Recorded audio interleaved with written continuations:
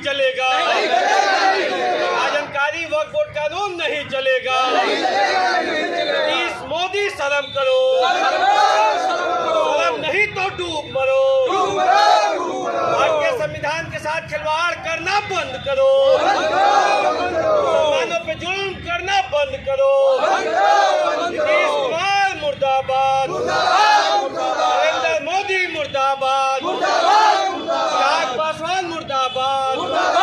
बाबू नायडू मुर्दाबाद, देश की गंगा जमनी तहजीब जिंदाबाद, देश की गंगा जमनी तहजीब जिंदाबाद,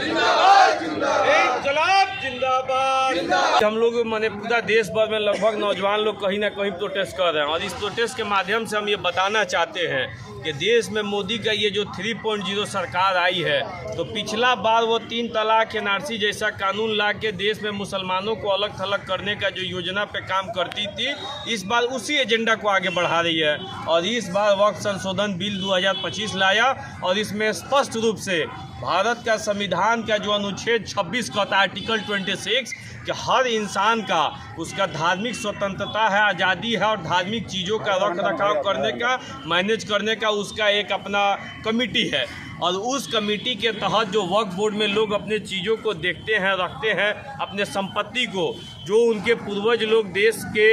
विकास के लिए, देश में पढ़ाई के लिए, देश के लोगों के लिए जो वक्फ किए हैं, वो वक्फ का ज़मीन में सरकार जो मुदाखलत कर रही है, जो अंदर घुस के इस तमाम सिस्टम को ख़त्म करना चाहती है, तो हम यह समझते हैं कि यह भारत के संविधान और संविधान जो बराबरी का जो हमें बात करता है, इसमें मुसलमानों के साथ भेदभाव करके और मुसलमानों पे जबरन या कानून थोप के और देश का जो अखंडता है इसको ख़त्म करने का काम यह मोदी और उसके साथ जो NDA के उसके नीतीश, नायडू, चिराग और मांझी जैसे लोग हैं, यह करने का ये साजिश किए हैं, जिसका भारत का तमाम जनता, तमाम अमन पसंद जनता जो देश का संविधान, लोकतंत्र, भाईचारगी, गंगा जमनी तहजीब को मानती है, यह इस समय इस कानून को नहीं मानेगा। देश का जो गृह मंत्री तड़ीपार अमित शाह वहाँ पे बोल रहे हैं, देश के अल्पसंख्यक कल्याण मंत्री जो है किरेन रिजिजू आके जो अपना बयान दे रहे हैं, तो इस चीज़ों का हम लोग निंदा करते हैं, क्योंकि दोनों मंत्रियों का बयान एकदम अलग है। और राज्यसभा से तो मोदी पास ये कानून को करा लिए, लेकिन देश का अक़लियत समाज इस कानून को कभी भी विरोध करेगा और आने वाला नस्लों को हम बताएंगे कि मोदी सरकार ये तानाशाही रुख अपना के देश के लोगों पे ये कानून बना के थोप रहा है, जो सरासर गलत है। क्या नाम? तो अभी वक्फ संशोधन बिल लोकसभा और राज्यसभा से जो पास हुआ है, वो सीधे तरह से धार्मिक संस्थानों और धार्मिक कानूनों को प्रहार है।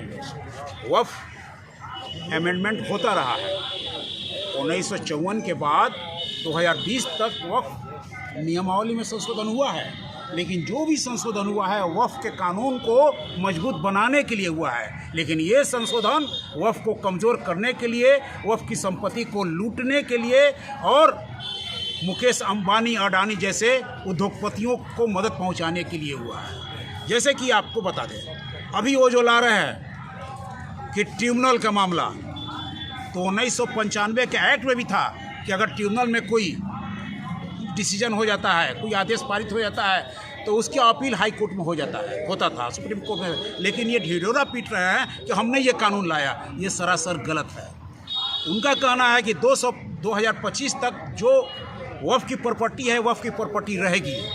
तो ये आपको जानकारी मैं दे दूं कि 2025 तक वक्फ की प्रॉपर्टी जो पोर्टल पर है वक्फ बोर्ड का, उसको दुनिया के कोई के कानून वक्फ प्रॉपर्टी से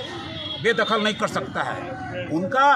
ये सब कानून लाने के बीच में एक दिखाने के लिए आम आवाम को, आम मुसलमान को हम ये दिखा रहे हैं कि ये कानून आम मुसलमानों के लिए बना रहे हैं, ये सरासर गलत है। क्योंकि इसके आड़ में हमारी जितनी संपत्ति, विवादित संपत्ति है, जिसमें एंटालिया है, जिसमें मुकेश अंबानी का जो मुंबई में सबसे ऊंचा मकान है, वो